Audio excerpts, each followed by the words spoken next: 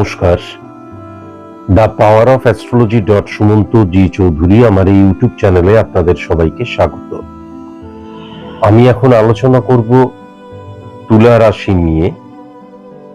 আলোচনার বিষয়বস্তুটা হচ্ছে বাংলার মাস পৌষ মাস। এই পৌষ মাসে তুলা রাশির জাতক জাতিকাদের যে 6টি ঘটনা ঘটবে, 6টি দিক নিয়ে উল্লেখ করব।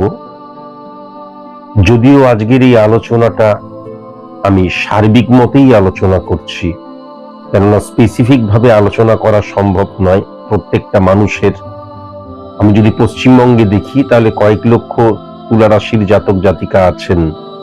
প্রত্যেকের date of birth, time of birth, place of birth আলাদা, জন্ম ছক আলাদা, স্পট ইমপ্লিমেন্টেশন ছক আলাদা, কালপুরুষ ছক আলাদা। সুতরাং স্পেসিফিক ভাবে যদি জানতে হয় তাহলে অবশ্যই কোনো সায়েন্টিফিক অ্যাস্ট্রোলজারের কাছে গিয়ে প্রেডিকশন করা বাধ্যতামূলক।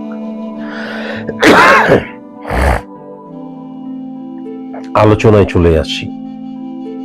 আমি পূর্বেই বলেছিলাম যে তুলা রাশির কিন্তু এই সময়টা অত্যন্ত ভালো যাচ্ছে, আরো ভালো সময় আসতে চলেছে 2026-এ।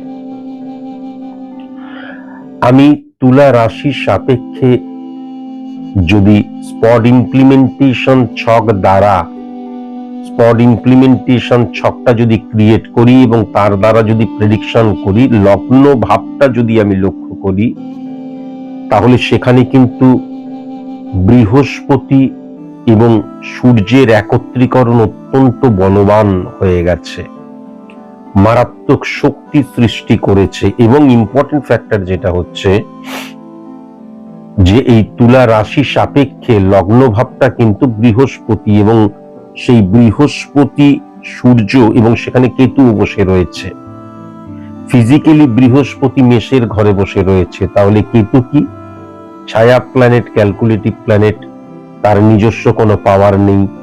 পাওয়ারফুল কোন গ্রহের আন্ডারে যদি বসে থাকে তাহলে সে পাওয়ারফুল হয়ে যায়।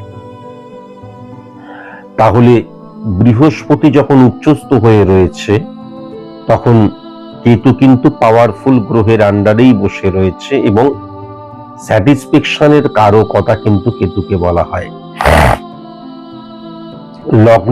লগ্ন মানে স্থাপত্যবিদ, মেরুদণ্ড, পরিকাঠামো বহুবার বলেছি।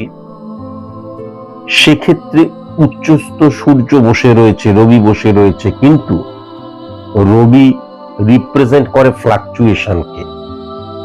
সুতরাং বাংলার এই মাসটিতে তুলা রাশির যে কোনো ভাবের মধ্যে ফ্লাকচুয়েশন থাকবেই, এটা যেমন ঠিক, সেরকম স্যাটিসফ্যাকশনের জায়গাটাও প্রবল মাত্রায় থাকবে, এটাও কিন্তু ঠিক। আমি পূর্বেই বলেছিলাম এই যে আমরা অপশনাল হয়ে যাই, হ্যাপাজার্ডলি মুভ করি, বা সেলফ কনফিডেন্সের ডিটোরিয়েট করে যাওয়া, সেগুলো কিন্তু তখনই হয় যখন বুধ এবং বৃহস্পতির একত্রীকরণ সৃষ্টি হয়। এই ক্ষেত্রে কিন্তু বৃহস্পতি উচ্চস্থ হয়ে রয়েছে, তাহলে সেলফ কনফিডেন্সের জায়গাটা কিন্তু মারাত্মক পজিটিভ ভাবে প্রভাবিত হচ্ছে, এটা কিন্তু ডেফিনিট ভাবে বলা যায়। আবার যদি লক্ষ্য করা যায় তাহলে সেকেন্ড হাউসটা কিন্তু, সেকেন্ড হাউসে শুক্র বসে রয়েছে, শনির ঘরে বসে রয়েছে, এবং সেই শনি কিন্তু আবার শুক্র, মানে শুক্র এবং শনির মধ্যে কিন্তু পরিবর্তন যোগ সৃষ্টি হয়েছে 1 এবং 7 কানেকশনের মধ্যে দিয়ে। ইম্পর্টেন্ট ফ্যাক্টর যেটা হচ্ছে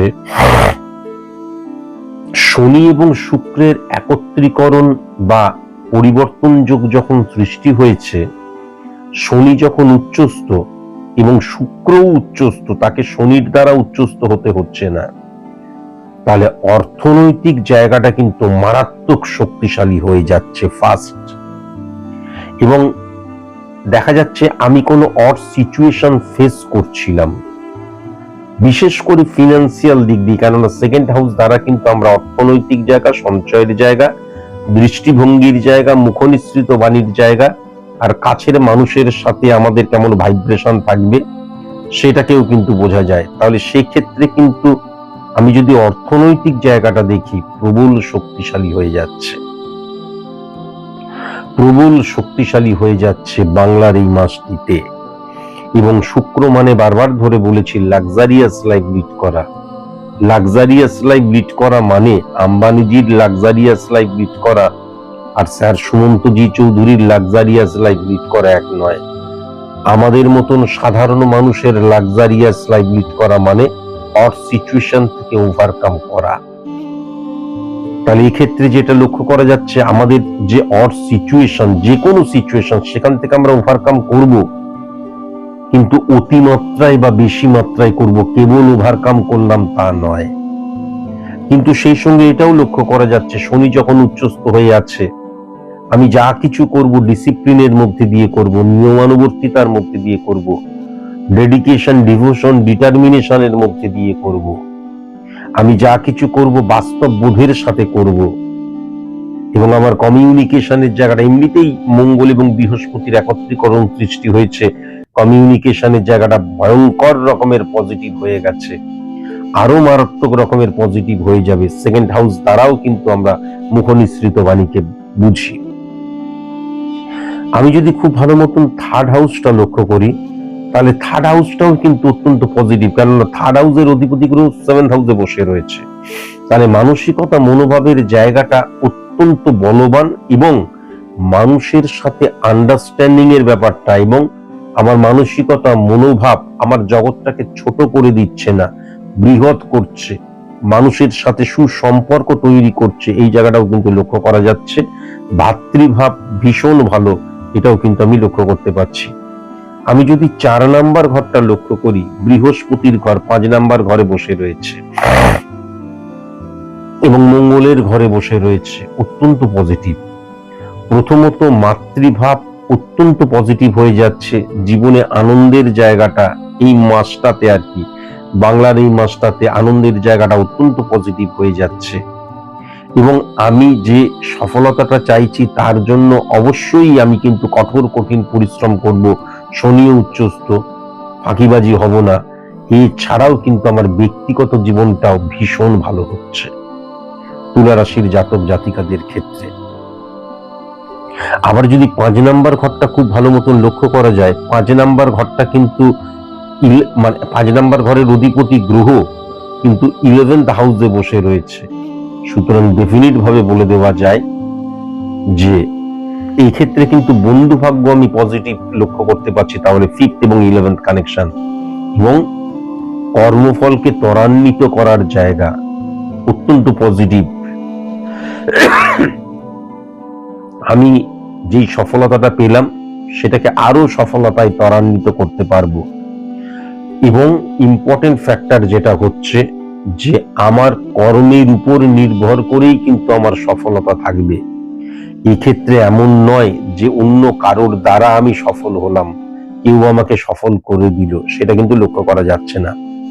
ইম্পর্টেন্ট যেটা দেখা যাচ্ছে সেটা হচ্ছে আমি যদি খুব ভালো মতন 1 2 3 4 5 6 7 9 6 কানেকশন, আমি যদি খুব ভালো মতন 6 নাম্বার ঘরটাও দেখি, তাহলে রাহুর কানেকশন এবং খুব ভালো মতন যদি লক্ষ্য করা যায় সেখানে কিন্তু বৃহস্পতি, শনি এবং বুধের কানেকশনও সৃষ্টি হচ্ছে দৃষ্টির মধ্যে দিয়ে। প্রথমত রাহুর কানেকশন যখন সৃষ্টি হচ্ছে, রাহু মানে বারবার ধরে বলেছি অনেক, তাহলে প্রচুর অপরচুনিটি পাওয়ার জায়গা লক্ষ্য করা যাচ্ছে এবং দূরবর্তী স্থানে কর্মে শুভত্ব লাভ বা স্যাটিসফ্যাকশন লাভ, সেটাও কিন্তু মারাত্মকভাবে লক্ষ্য করা যাচ্ছে। কেমন প্রচুর অপরচুনিটির জায়গা লক্ষ্য করা যাচ্ছে।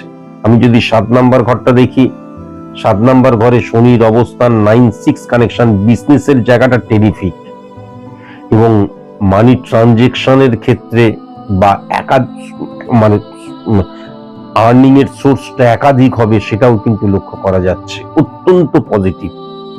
স্বামী স্ত্রীর মধ্যে বন্ডিং কিন্তু পজিটিভ হবে এবং পার্টনারশিপ বিজনেসের মধ্যেও কিন্তু বন্ডিংটা সঠিক মতন থাকবে, সেটাও কিন্তু লক্ষ্য করা যাচ্ছে, খুব পজিটিভ হয়ে রয়েছে।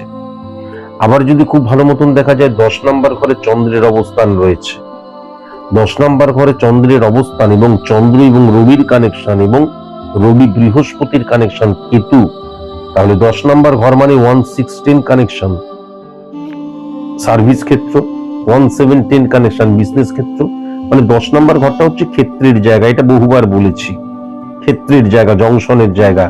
সেই জায়গায় যখন চন্দ্র উচ্চস্থ হয়ে থাকে তাহলে কিন্তু 1 থেকে 11টা যে ভাব রয়েছে, 12 নম্বর ভাবকে ব্যয়ের স্থান বলা হয়, তাহলে 1 থেকে 11 নম্বর পর্যন্ত যে ভাবটা রয়েছে, 11টা যে ভাব রয়েছে আমার জীবনের 11টা দিককে রিপ্রেজেন্ট করছে।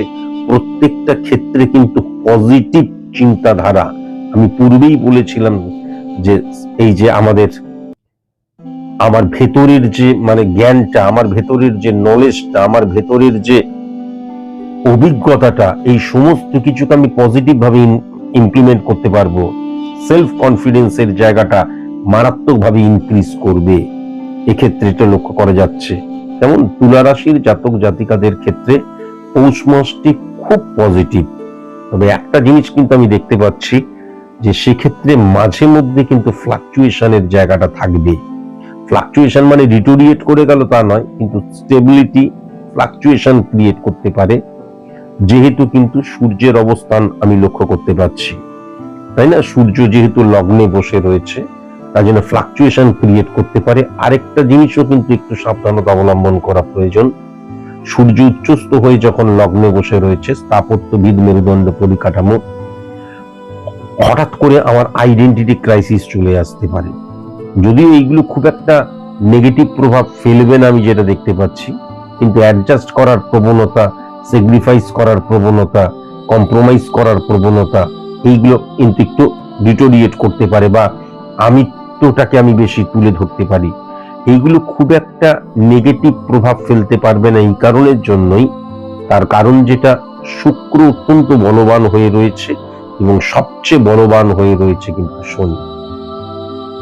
এবং শনি কিন্তু দৃষ্টিভঙ্গির এবং মানসিকতা এবং মনোভাবের কারকতা, সেকেন্ড হাউস এবং থার্ড হাউসের অধিপতি গ্রহ হয়ে গেছে লগ্ন ভাব দ্বারা।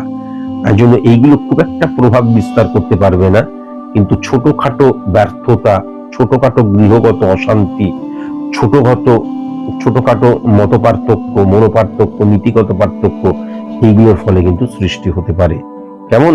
এই নেগেটিভিটিটাকে যদি দূরীভূত করা যায় তাহলে কিন্তু একদম স্মুথ রাস্তা, অন্তত এন্ড অফ জুলাই 2026 পর্যন্ত, এটা কিন্তু আমি তুলা রাশির ক্ষেত্রে লক্ষ্য করতে পারছি। আজকের মতন এইটুকুই, নমস্কার।